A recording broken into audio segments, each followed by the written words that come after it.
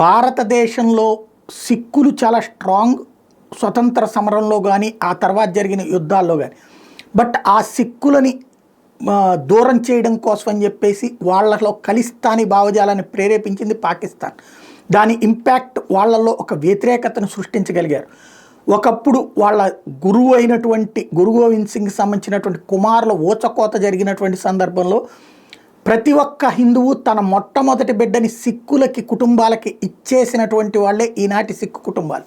కానీ ఆ సిక్కు కుటుంబాలని కన్వర్ట్ చేసేటటువంటి కార్యక్రమంలో మత సంస్థలు గట్టిగా ప్రయత్నిస్తే పంజాబ్లో సక్సెస్ అవుతున్నారు అన్నటువంటి తాజా లెక్క తేలుతోంది. ఏదైతే మొత్తం పంజాబ్లో గత 2 సంవత్సరాలలో 3.5 లక్షల మంది సిక్కులు మత మార్పిడికి గురయ్యారట. ఇది 102% అట అంతకుముందుతో పోల్చుకుంటే గనక.